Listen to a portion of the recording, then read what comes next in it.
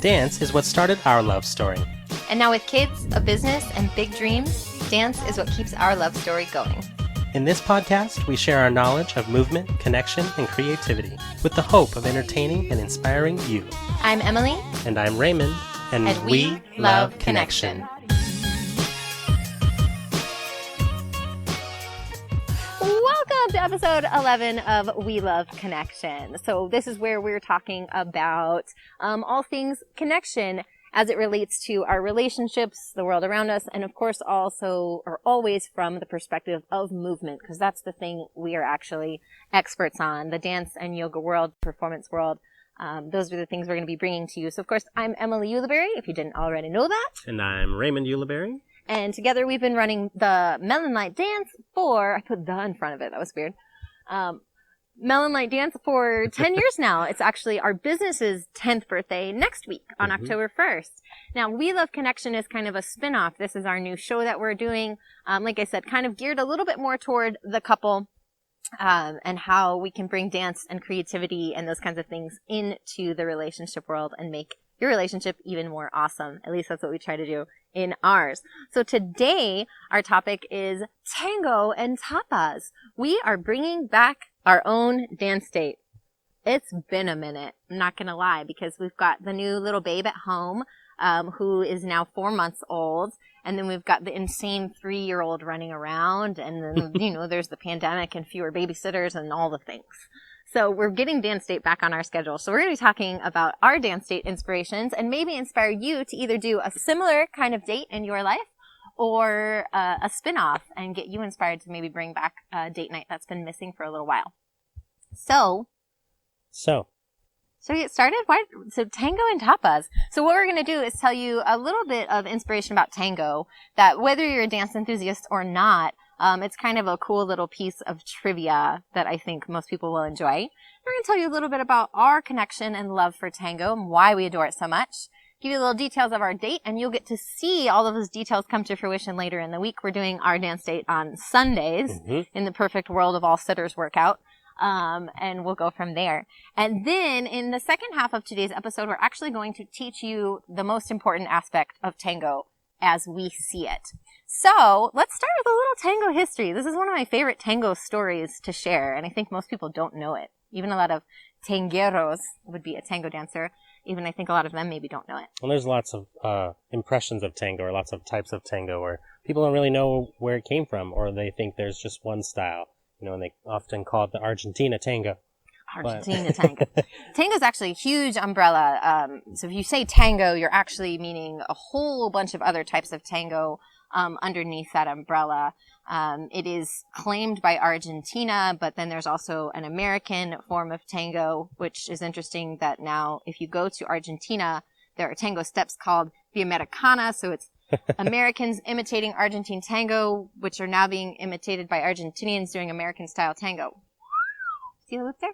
So it's really cool when dance becomes globalized, like everything is, because it evolves and grows and changes even more. So here's what I think is one of the coolest things about tango.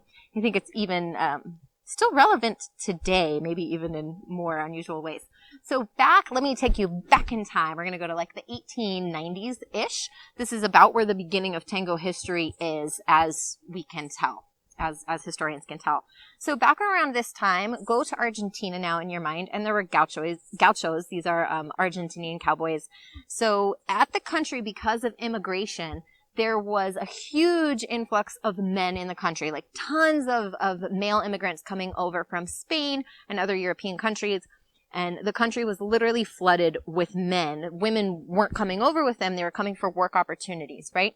So I believe, was it 10-1? Am I remembering correctly? Sounds about right. I think, could be wrong, but it was intense either way. The male to female ratio in Argentina around that time was 10-1. 10 men to 1 woman. Men, you really had your work cut out for you to get a dance with a lady here. And they did. So what happened was the men would be out doing the work that they did. They'd set up camp at night. They would have, Spanish guitar playing, or the bandoneon, which is what, you'll think of it as an accordion, but it's actually called a bandoneon. It's a different instrument. It's very iconic in tango music. There's campfires. There's men sitting around the fire. They're dancing. They're playing the music. Okay, well, there's no ladies to dance with. like literally hardly in the country. There's no ladies, but right now around the campfire, there ain't any ladies. So the men would actually practice tango with each other. So there was a bit of a hierarchy to it where the men who'd been dancing it for longer had earned their right to lead, to be the leader, to do the male's position. The younger men who were just starting out learning tango, they were not allowed to lead until they mastered following. So what you would see around the campfire is a bunch of men leading men, and the less, hi Mary Jo, hi Jeannie, the less skilled men would have to learn to follow. They'd have to learn to master the ladies' part. Now this is really cool because it makes so much sense. How could you possibly lead the thing you don't know what you're leading? And so it could take anywhere from 9 months to 3 years are the terms that I've heard in our study of men having to follow and master the follower's role in Argentine tango before they could earn the right to lead. And then they still had to lead other men whom they were working with, right, before they had sort of the right or the privilege to go into an actual dance hall. Thank you for the birthday wish. The right to go into a dance hall and ask a lady to dance. And the thing is in their best interest to do this because, remember, 10 men to 1 woman. These women are going to dance with the best dancers out there. They don't need to dance with the guy who's just trying to figure it out still. So it's still kind of that way. It kind of, yeah, kind of is a little bit. So I just think that's really cool that the men had to learn together, and also that they had to really understand the ladies' part. I remember in one of our coachings, our ballroom coachings, when we were preparing for competition, we had choreography and routines, and our coach, you know, ballroom coaches are kind of like a little harsh more often than not. And he's kind of laying the smackdown on you, and he's like, well, what is she supposed to be doing at this part? Meaning, like, what's my choreography? But he's asking Raymond, and you were like, I don't know. And it's her part. He got like in so much trouble. He was like, how are you going to lead it if you don't even know? And like, that was like the last time you ever didn't know my choreography, right? Yes. Well, and it makes sense too. Being a male instructor, a lot of the time your students are female. And so you have to know their part in order to teach them. You can lead them, but especially if they're a brand new student or if it's choreography for a show, I gotta know their choreography. So I learned a valuable lesson as an instructor there too, not just as your competitive partner. Yeah, it was really cool. And then, you know, when we were first studying to teach ballroom dance, you're learning not only the lead and the followers part, but you're learning like 5, 10, 15, 25 different dances on top of each other. And so you get a little lost at first. And I remember having that shift in my understanding where, you know, being a female, I would try to learn the followers part first. That's what made the most sense to me. But once I had a more complex or developed understanding, I went, dude, if I just learn the leaders part, I know the followers part. There's an understanding of the way I have to move and create intention and rhythm and speed and direction and all those things. If I understand the leaders part fully, I know what she's supposed to do. So it was a really cool switch where I actually just started studying the leaders part more, and I would know both. So there's a lot of cool stuff going on with the lead and follow dynamic. And that's, I think, what makes Argentine tango, like I said, we teach about 25 different partnership dances. But I think Argentine tango stays true to being both of our favorites. Yeah. Most of the time. It's a foundational dance for us, for sure. It is. And I think... And for our couples, often couples who come in and they just want to learn a little bit of country swing or, you know, something fancy for their wedding, a waltz or something like that. Tango always finds its way, creeping its way back in as the foundation for their movement. And I think that's just because it's a beautiful conversation that you have with your partner. And a lot of times in the ballroom world, dance isn't really portrayed that way. You know, those particular dances aren't really portrayed that way. They're more like, here's the pattern, here's what it's supposed to look like, here's what she's supposed to do, here's what he's supposed to do, now do it together. Do it at the same time. And tango's not like that. Tango's like, no, let's sit down, let's have a glass of wine, let's talk about this, let's talk about our issues. And a lot of... He's being metaphorical, although we do that too. But we do that too on the dance floor. He means a conversation on the dance floor, right? Where when we go into frame together, which is what we're going to teach you here shortly, I literally don't know what the first step is going to be. I don't know if it'll be on my left foot, my right foot, if it'll be forward, back, side, in place, if it'll be big, bold, aggressive, powerful, soft, gentle. I know nothing except for what's set when we get into the embrace. And so when we started to learn that in Argentine tango, it was like the power of partnership dance and connection became so much more powerful because we went, oh my gosh, we could apply this level of nuance and subtlety and communication and understanding to every single dance that we do. And that's what we do. So the way we dance swing or waltz or any of the dances now changes. It has that really intense element of conversation, which is through physical touch.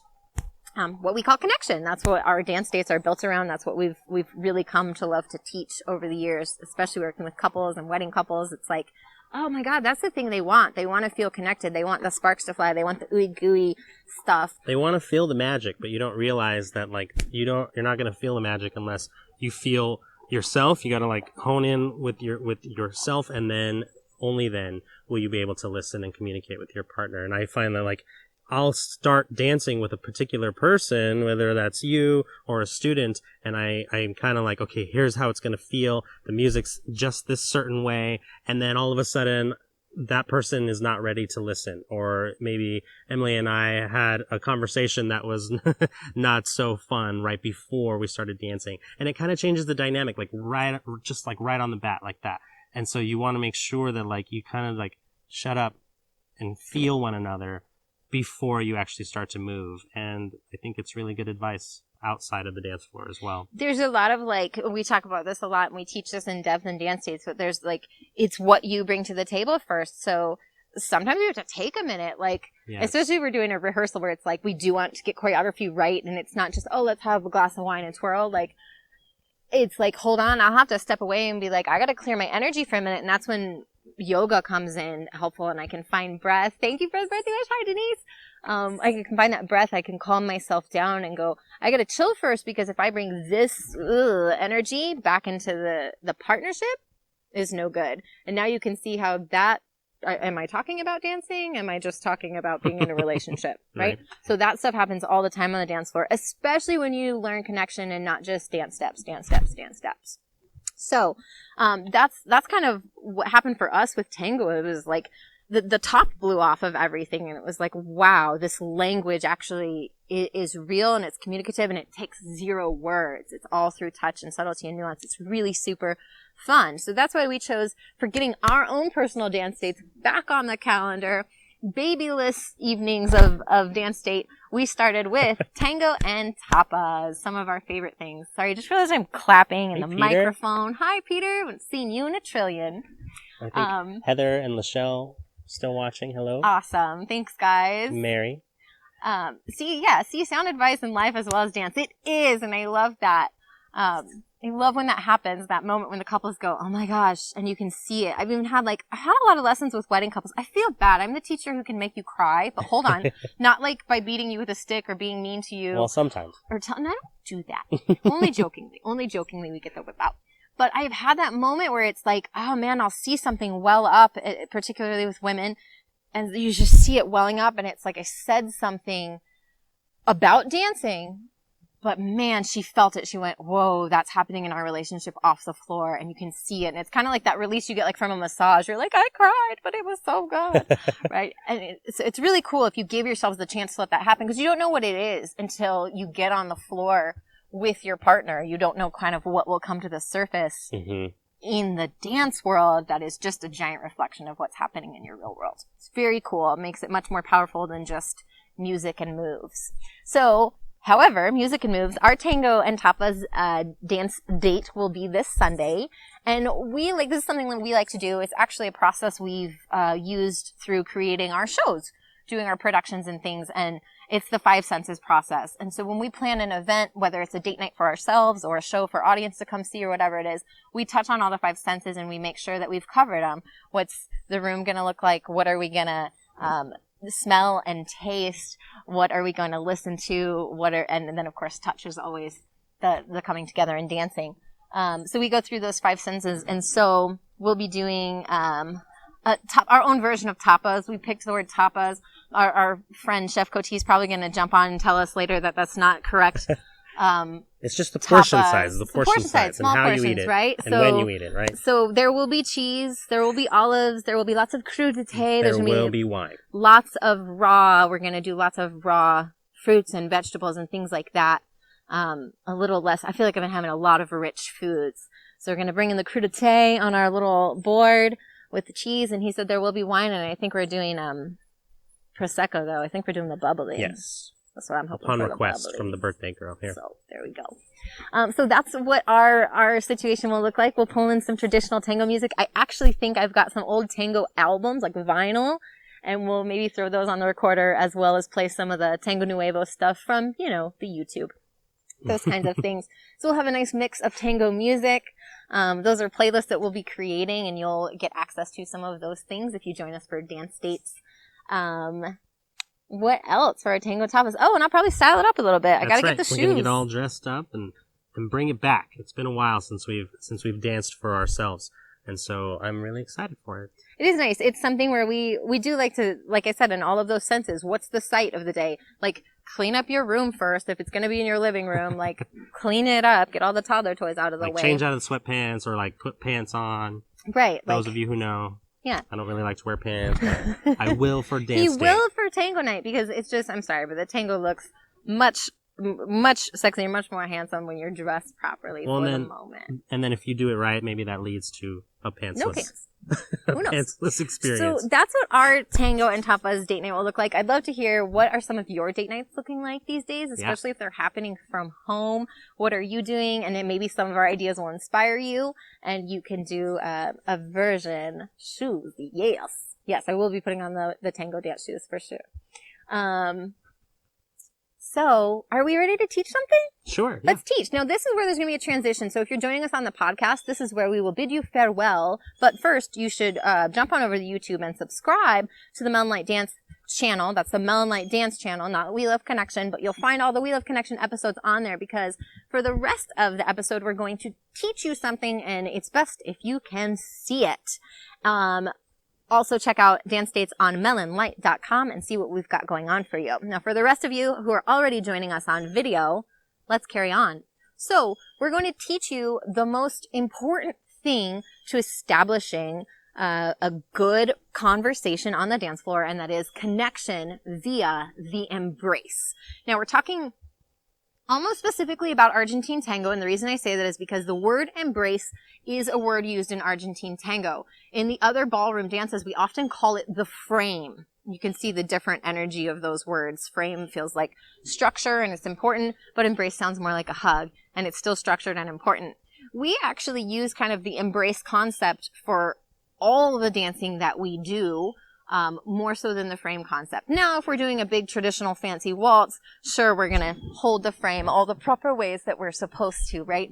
But embrace is the way I would say we dance most naturally as a couple, being a couple, not a couple doing a show, right? The way that probably most of you would dance with your spouse or loved one. So, the Tango Embrace, you want to take us away? Sure. We'll teach them the most important things, nice and quick. So often the way I introduce this, especially for beginners, and if you are near somebody, maybe you want to try this, or maybe just like take it in and try it later, because we often start with a hug.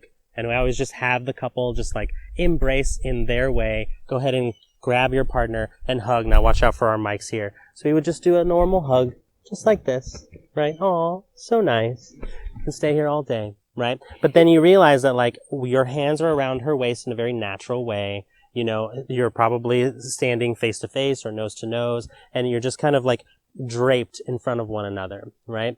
And you'll start to kind of feel that you're standing either on both feet, left and right, or you can kind of shift from right to left. And you have this nice glue, and you start to kind of feel how you can kind of sway back and forth. Now, something that happens, we can actually talk through, the hand connection here is just palm to palm. It's not a grip of the fingers, but if you do what Ray's saying and you actually just kind of hug first, hi Terry, you'll be more natural. Like when we try to put someone in a ballroom frame, oh my gosh, how quickly people get really awkward and it's just very rigid, stiff. And of course you work through that. That's normal. But when we think about it being more of an embrace and a hug, you end up more in a natural way. We're going to turn so you can kind of see the closed side of the embrace or the frame here. How he's holding just, like you said, where he would naturally hug me, So he's holding not quite my waist, but not quite up in my shoulder base. Really natural hold. he's wrapped quite a ways around me with that arm. Again, it's what feels comfortable to us. We're all different puzzle pieces, the way we fit together. These hands are relaxed. I'll share this from one of our favorite tango coaches. He says, in the Tango Embrace, look at this right here. Boom, boom, boom, boom. You see that shape? He says that's a W for Walter. His name's Walter, right? So you'll never forget W for Walter.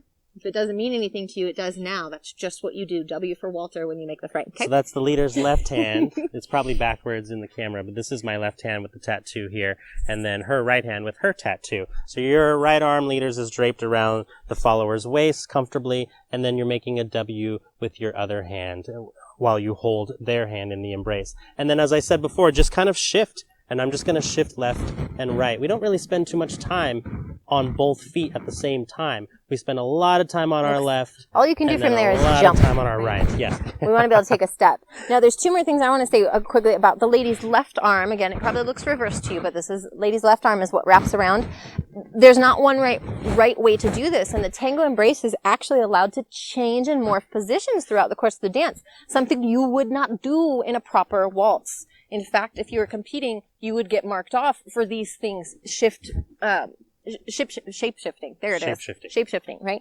But here, it's going to change because like a conversation, sometimes it's soft and more close and connected, and my arm wants to wrap all the way around, and sometimes it's more powerful, and I need this pressure, this connection, or a little more just leverage, and it's bigger and more dramatic, so it's going to change. So find the hug, the embrace, and then allow it to kind of to morph into, find your W over here, let it morph from a hug, right, into a dance frame where you're each standing up in decent posture. Now, the other one thing I wanted to say that's happening a lot of times when couples will do this is they end up, I know you can't see our feetsies, but they end up toes to toes, nose to nose, right? So when you hug, it's like 8th grade dancing. Right? Who goes which way? And it's like, it's weird. And then our toes really will step on each other. So we're actually offset. I have my right hip at the buttons on his shirt. We're here. You could put an arm between us as opposed to nose like that, right? Now, one more thing. I'm actually not perfectly square to him, like parallel, okay?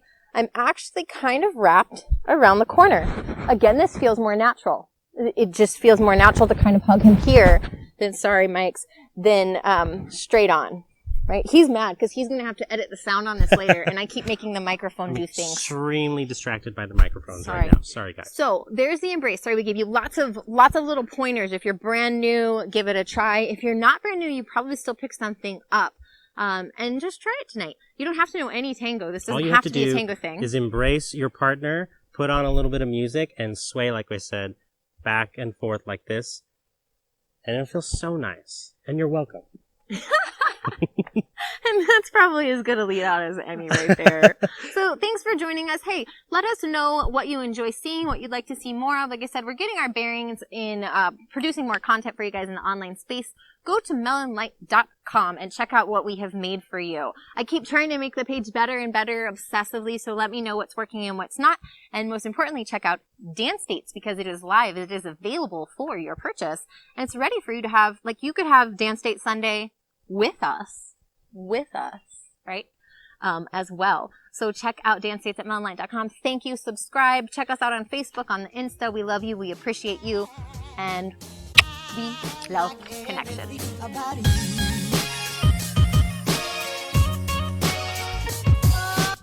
Thanks for tuning in today. If you want to grab a freebie, then jump on over to melonlight.com and get your mini dance date and see for yourself how we help couples connect through dance. You can always find more tips, entertainment, and inspiration by following Melonlight Dance on Instagram, Facebook, and YouTube. We love you. Happy dancing!